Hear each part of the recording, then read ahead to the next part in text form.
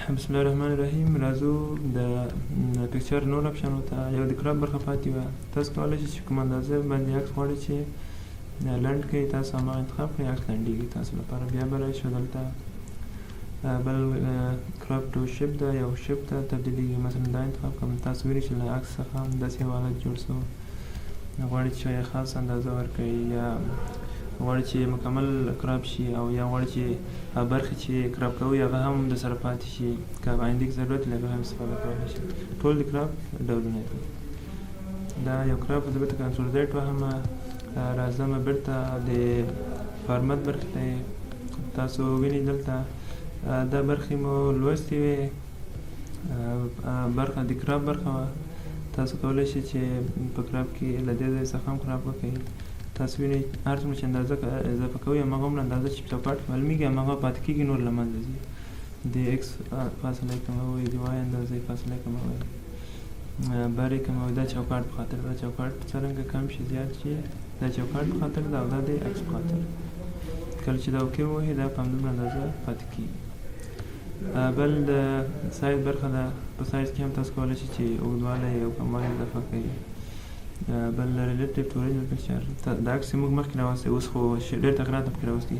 د هغه سره د اندازه ارتباط ولري که نه، که ارتباط ولري دا فعال پرېږدي، که غواړئ ارتباط ونه لري دا غیر فعال پرېږدي. بل زما پرزنټیشن لپاره کوم اندازه مناسب اندازه ده. دا عکس د جدي عکس د اندازې ډېره غټه راځي. تاسو به ووینئ چې ستاسو ما پرزنټیشن لپاره دومره اندازه وایي مناسب ده، ځکه چې دا یو جدي عکس ده. تاسو یو ساده عکس انتخاب کړئ، بیا دا انتخاب کړئ، تاسو به پوه شئ چې ستاسو کمپیوټر او ستاسو ریزولوشن لپاره کوم یو اندازه مناسبه ده. بل الټ ټکسټ ده.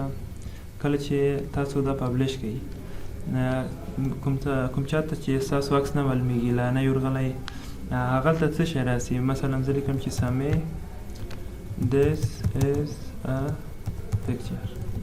کله چې دا پبلش کړئ څوک مشکل لري، هغه لپاره نه معلومېږي، بیا دا عکس به دا خط به د عکس په ځای ورته راشي. بل دلته نورې برخې هم دي. را به شو هغه به پلان کې تشریح کوو. را به شم دلته انزرټ ته به راشم، شیپس ته به راشم او یو لاین به راواخلم. دا لاین مې راواخیستو.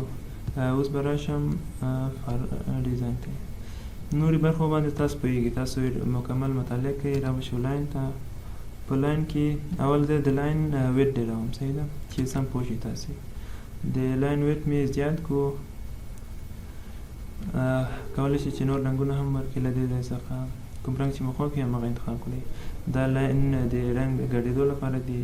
دته سټاپ ویل کېږي. که غواړئ سټاپونه له منځه یوسئ، غواړئ چې سټاپ اضافه کړئ، بل سټاپ اضافه کوم. دا د رنګ ترکیب په خاطر ده. تاسو غواړئ چې رنګ ترکیب کړئ، همدغه واسطه باندې رنګ ترکیبولی شئ. غواړم چې بیرته ساده رنګ وي. غواړئ چې ټرانسپرنسي ولري که نه ولري. ټرانسپرنسي دې ته وایي چې شفافیت ولري که نه. اوس تاسو د لاین له پاسه خط نه وینئ، لاندې چې خط ده. کله ټرانسپرنسي زیاته کړئ تاسو هغه لاندې خط یې هم وینئ. خط لاندې خط چې هغه هم وینئ. بل کمپاوند ټایپ ده چې کولی شئ چې دوه اروګانې په یو ځای کې وي. زه به یې رنګ ورته ورکړم. کله چې کمپاوند ټایپ انتخاب کړم تاسو به وینئ چې په دوه درو برخو هم تقسیمېږي. دا نور حالتونه هم دي چې کیپ ټایپ ده او میل ټایپ ده. دا تاسو د اخر وینئ چې دا راوند حالت ته تبدیل شو. د ارو اول حالت څرنګه وي تاسو کولی شئ چې دا یې هم بدل کړئ. تاسو وینئ چې داسې شکل ته تبدیل شو. دا برخې هم تغییرولی شئ. دا و مکمل برخې د پکچر. تاسو دا ټول برخې وګورئ، دا فارمتونه یې هم وګورئ. د انزرټ برخه کې دا موضوع ډېره زیاته تکرارېږي، په هر برخه کې تکرارېږي، په نور ورډ پروګرام او بل پروګرامو کې هم تشریح کېږي. سکرین شاټ او البوم به انشاءالله په بله ویډیو کې تشریح کوم. دا ویډیو دومره بس.